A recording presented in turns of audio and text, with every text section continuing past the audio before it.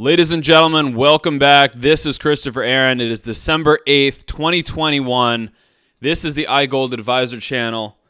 I am happy to have you here, you freedom lovers, you lovers of individual sovereignty, you supporters of sound money. Welcome to this channel. We have a very important update to discuss today, and that is silver and the stock market. Now, why? Why should we discuss the stock market? Isn't the whole thing just a Ponzi scheme and a bubble eventually ready to burst? Well, according to some measures, yes. However, there are a number of people out there that are discussing the idea that one should buy silver specifically to protect themselves from a stock market crash. And unfortunately, silver has a terrible track record of holding up during stock market crashes. And I want to, let's just show an example here. Let's go back to the last major worldwide crash. This is the crash of 2008 after the global financial crisis. The U.S. stock market fell 54% from the peak into this low in 2008. And what happened to silver? Notice up above here, it held up well in the beginning. In fact, it's able to rise a little bit when the stock market is only nominally weak. But once the stock market really falls off a cliff, in net sum, silver actually fell 60%.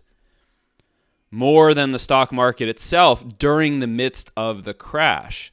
Now, silver recovered quicker than the stock market after the crash. That is one of the keys to remember. However, during a worldwide crash, silver, I'm just going to say it again, has a horrific track record of holding up. And so, if you are investing in silver or gold, especially silver or the silver miners, you should be paying attention to what the U.S. stock market is doing. And that's what we're going to do in this update. Actually, in this update, what I'm going to do is share with you a clip, about 15 minutes, a whole segment of our premium member update that just went out 3 days ago. I think it's that important for people to be following what's happening here. And I feel like the silver community has lost track of the big picture here. People are getting really despondent here with silver down at $22 per ounce. Just remember a few years ago when silver was stuck below 18, no one ever thought it would get above 20. And I see people getting totally giving up on the sector here. I see it left and right. People are writing emails to me saying that. I see it on message boards. I see it when I'm talking to my colleagues. And so I want to show you, in addition to analyzing the stock market, I want to show you where silver is itself, because the next move that happens, this is why I don't think that the stock market is actually going to crash. There's a precedent for if there's just general stock market weakness for a period of time, silver can hold up well. And I think that's more like what is coming. And I want to show you the evidence for that. So stay tuned. We're about to start the premium member segment that went out 3 days ago, covering silver, where we are today, what should be coming over the next year, and the U.S. stock market. Make sure you hit the subscribe button and the bell icon if you like this type of analysis, so you'll be notified when these free videos are posted here on YouTube. And for that matter, make sure to follow our account on Twitter, because sometimes, guys, I don't have a chance to post an update here on YouTube sometimes for a couple weeks in a row. But I will post quick little updates on Twitter sometimes, maybe multiple times per week. So if you'd like to see the quick updates, at iGlobalGold is our Twitter handle. Let's begin the premium update.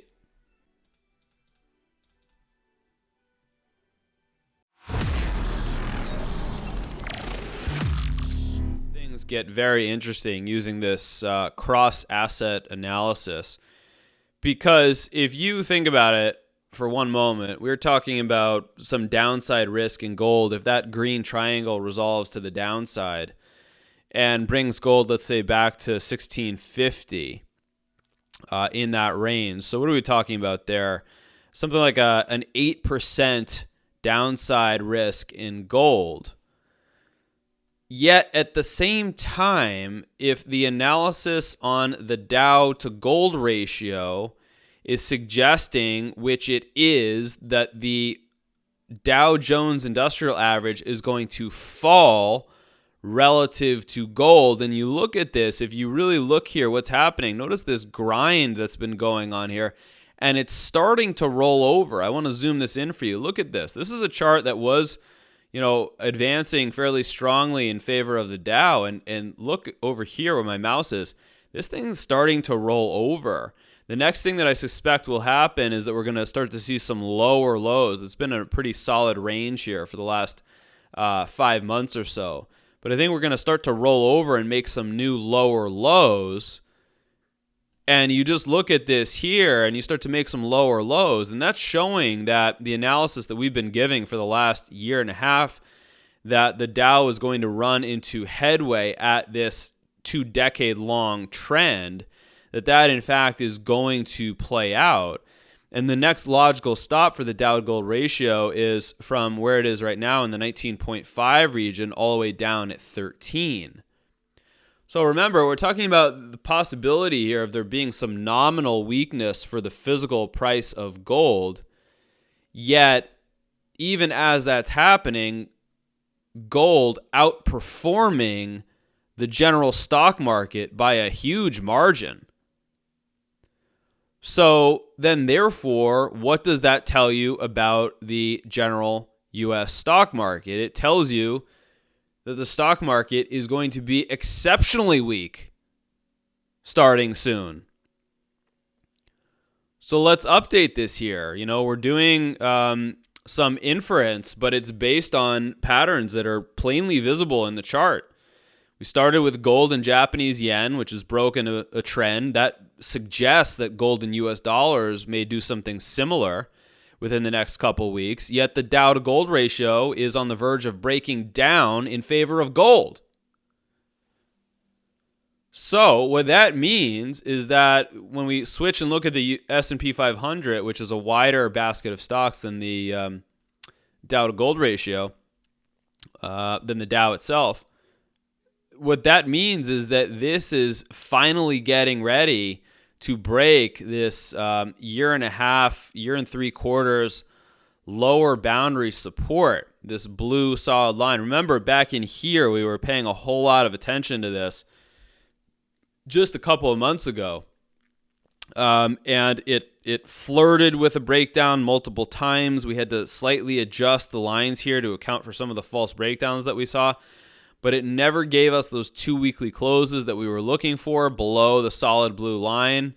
And so we said, hey, you know what? Until proven otherwise, this thing is still in a very clear rising linear channel defined by the blue upper resistance zone and the blue lower support zone. So, all that cross asset analysis already stated. What seems to be shaping up here is a significantly lower trajectory ahead for U.S. stocks. I've got this here at the 2,800 level for the S&P 500, which would be something like a 38% decline in stocks, taking back to basically just after the very bottom from the coronavirus panic. Now, how have I arrived at this? It's based on making some calculations based on the value of the Dow Jones Industrial Average presently at about 19.5 to 1 compared to gold, and then saying if that ratio is going to fall from 19.5 to 13 in favor of gold, even as gold loses something like $140 or 8% in that range, that would give us, when you multiply all that out, that would give somewhere around a 38% decline in the general U.S. stock market, which is shown here on the S&P 500 would represent in this region at 2,800. Now, I don't have this in a green target call out because I don't want to confuse what we've just done with a target. When you're making a target projection, you only do it based on the chart in front of you. It's based on a pattern visible from the chart in front of you. So at this moment in time, and in fact, even when we break this trend line, which I think is coming actually fairly soon here, just from the break of a trend line, you do not get a target alone. So that's why I've kept this in the orange color. It's for your attention. It's based on cross-asset analysis going, as we have talked about already, going from gold Japanese yen to gold US dollars to Dow to gold to S&P 500. But it's giving us a suggestion for your attention here that we could be looking at. We've been sort of oscillating between inflation and deflation, and 1 month we're seeing oil rise 20% in a month. The next month we see oil falling 20%. 1 week we see the CRB commodity index breaking out. The next week it looks like it's stalling. And so all of these markets, US dollar, all of these markets are really in this period. They're caught between the forces of inflation, which are being seen now, and deflation, which the market expects is coming later. And it's like, is that expectation going to become a self-fulfilling prophecy? Sometimes it does. I mean, we're looking at record, 31-year record highs in consumer prices here in the United States and even higher around the world. That's what we're seeing in front of us. But the market is trying to say, yeah, but what's going to happen next year? And so therefore, should we start to sell our inflation-sensitive assets ahead of time? And is it going to become that self-fulfilling prophecy? So that cross-asset analysis brought us all the way down here. And so, you got a bit of a support level here shown in black around the 4,300 level. And that's really it until you get down to some of these lower levels in here. So the expected pathway, first of all, we need to see the break of 4460. This figure is rising. Let's not, get ahead of ourselves here too far. But let's say that over the next 1 to 2 months, we see 4460 break. I will bring that to you in a flash update. We'll talk about that when it happens. We'll be looking for some weekly closes, of course. Assuming we get that, the pathway after that point would be to expect something of a retest of the broken trend, followed by the more worrisome part of, let's say, the beginning of a bear market. And that bear market would be expected then to take us. At this point, we're making an initial calculation of a 38% decline in stocks. Once again, we're several steps ahead. We're going to wait for the trend line break first. We're going to wait to see the Dow to gold ratio rolling over in favor of gold. We're going to wait to see gold itself break down from that triangle. We're going to wait for this support level here to break. So we've got about 4 steps that need to happen to start to increase the confidence on this. What I'm doing is giving you that very early look based on visible evidence, Dow to gold ratio, gold itself, gold and Japanese yen, stock market itself. Okay, we should be on the alert for this here over the next quarter to start to manifest. And so you start to think about that sort of scenario, and then perhaps it doesn't seem so outlandish that silver may need to grind its way still toward that target that we've been talking about for many, many months now. It looked like it was going to try to negate that. It never did. It gave us every signal except the precise breakout that we needed to see. We still haven't seen that. I've made this point many, many times in the past that silver performs horribly during stock market crashes. Silver can hold up. Silver can kind of grind its way sideways if the stock market is not going to crash, but let's say the stock market is just going to roll over for a period of a couple years and grind lower. Silver can actually hold up amidst that. It did that in the post-NASDAQ bust from 2000 to 2002. Stock market lost 50% of its value in 2 years, and silver moves sideways pretty much that entire time. So it can hold up. It just can't hold up if stocks actually crash. If it's like a 50% crash in a month, silver is not going to hold up. So, we have a lower target still. Hey, can we stay above the strong support here? We said it's at the strong support right now. It's above this 2155 to 2255 level. Sure. Could it do that? Sure. I would be pleased to see that. But I think we need to expect, perhaps a 1 to 2 month recovery here, perhaps even a little less, perhaps just a couple weeks. And then we look for either more of the grind in silver or a new low to come. So we will be considering taking some defensive action here, assuming we get one more bounce in the silver market. Now, if this is depressing to you, it really shouldn't be. It really shouldn't be. I mean, look at where we are right now. $22.50, right? We've already come down from $30. We're almost down $8 already. So I'm saying there's another $4 of risk here to get to our target. If we've come down 8, if you've made it that far, and we're talking about the possibility of another 4, I mean, that means we're two-thirds of the way through this thing already. That's not the worst thing in the world. Furthermore, I want to remind you what the big picture is looking like for silver, because we actually haven't looked at the big picture for a number of months here. And I'm starting to get the feeling that perhaps I overextended my stay on the short-term charts, because I think a lot of people were getting really bummed out just looking at that kind of grind. But when you go back and look at the long-term chart, and remember, we were just looking at this right here, the move out of the low. This was the 9-year low from a bear market starting in 2011. And then we had the surge, the break of a 7-year base. Look at this base. It was a downward sloping base here. And then clear impulsive surge above all the previous highs from the last 7 years. Impulsive surge, consolidation, which is what? It's grinding its way back to retest the 7-year base. That's all it's doing. It's not the end of the world. It's coming back to retest a 7-year base.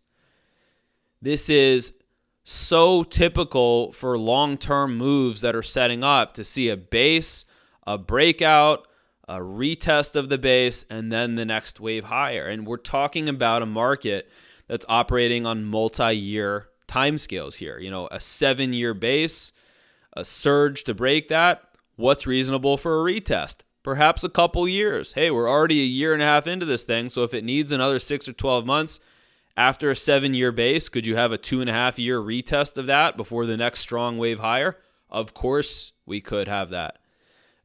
So what I'm trying to really illustrate here for you is I do not think that we are in the window for abandoning silver now, or even if there's another $4 less to go. Do we perhaps trim some of the very liquid silver positions like the SIL and the SILJ fund and try to get back in a few dollars lower? Sure. But that's about it.